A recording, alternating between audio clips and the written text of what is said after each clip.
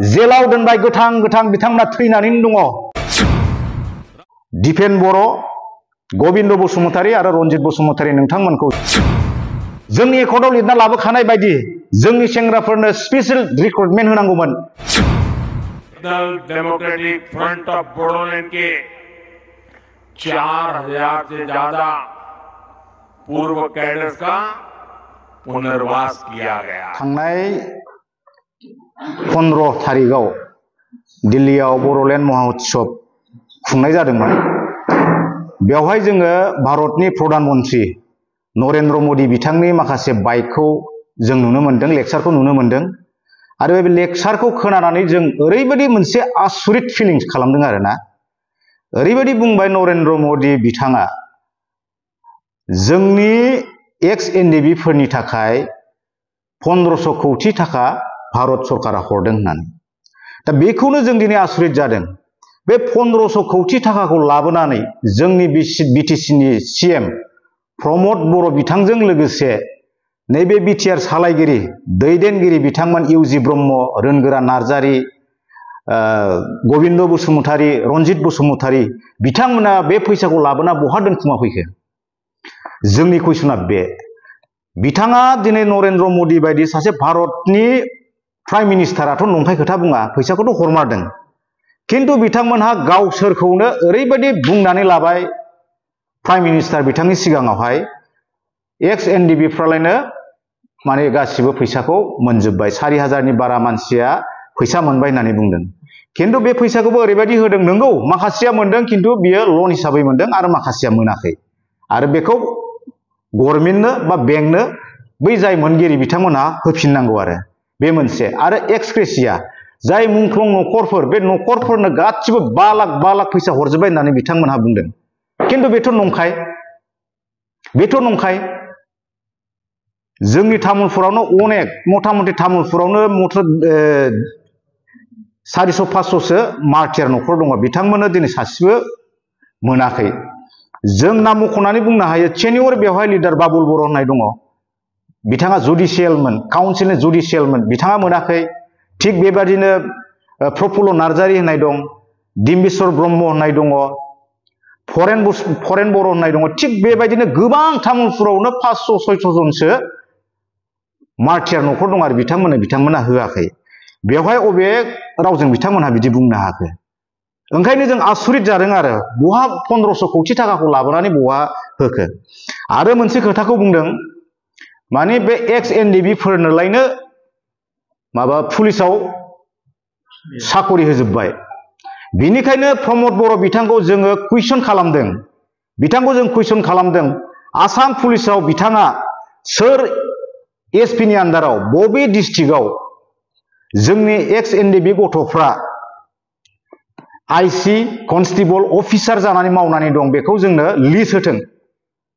मानोना खुगाजों बुंबाल' जानाय नङा बियो, बेखौ जोंनो लिस्ट सहकारै जोंनो नांगौ, थाबैनो बिथांमोना जोंनो होथों, बेखौ जोङो कुइसन खालामदों। आरो मोनसे खोथाखौ बुंबावदों नरेन्द्र मोदी बिथाङा बुंबावदों, आसामनि बिकासनि थाखाय आसाम मा होनदों बिटिआरनि डेभेलपनि थाखाय, जौगाखांनायनि थाखाय आसाम सरकारा प्रत्येक बोसोराव 800 कौटि थाखा बिटिआर सरकारनो हरदों होननानै बुंदों। जुदि जों पिस एकर्ड खालामदोंब्ला बे फैसाखौ बहा बाहायखो बेखौ जोंनोबो नांगोन।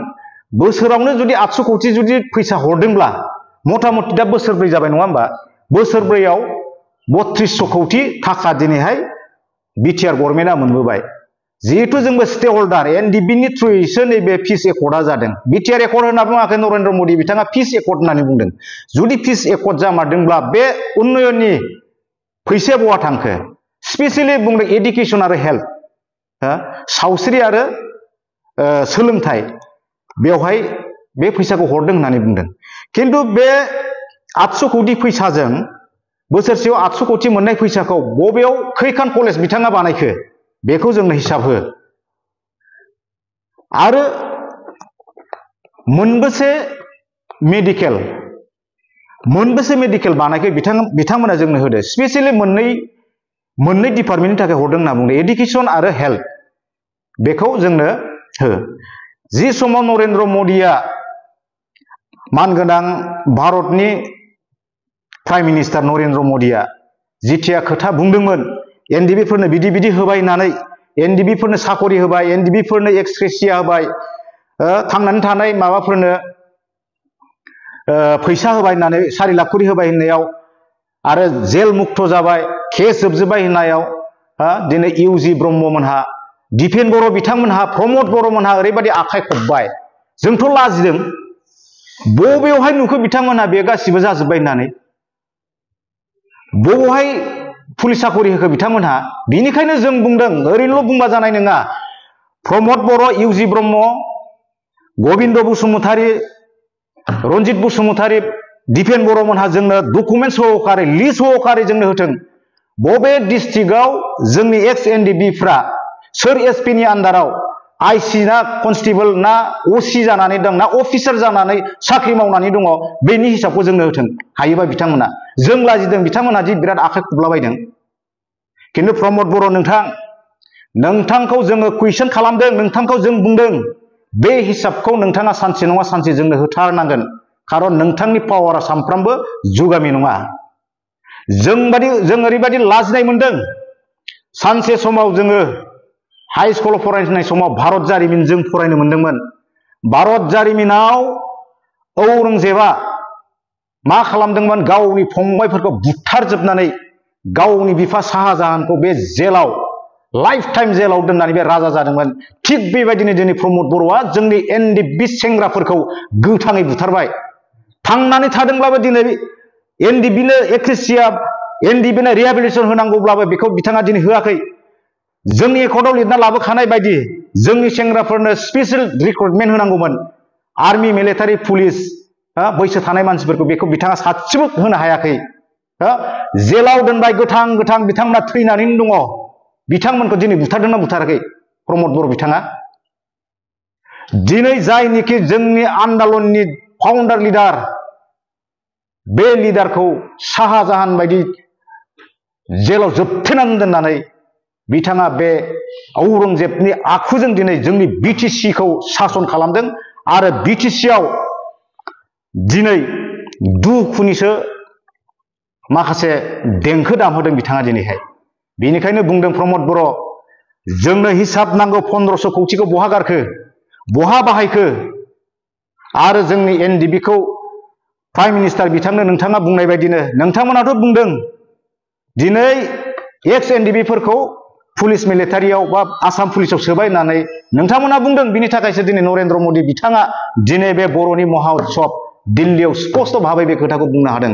ओंखायनो जोंनो नोंथाङा थाबैनो जोंनि बे एनडिबि, एक्स एनडिबि केडारफ्रा बबे डिस्ट्रिक्टआव सोर एसपि नि आन्डाराव कनस्टेबल जानानै दं ना असि आइसि अफिसार जानानै दं, नोंथाङा लिस्ट सहकारै, डकुमेन्ट सहकारै जोंनो स्पष्ट खालामनानै होनांगौ।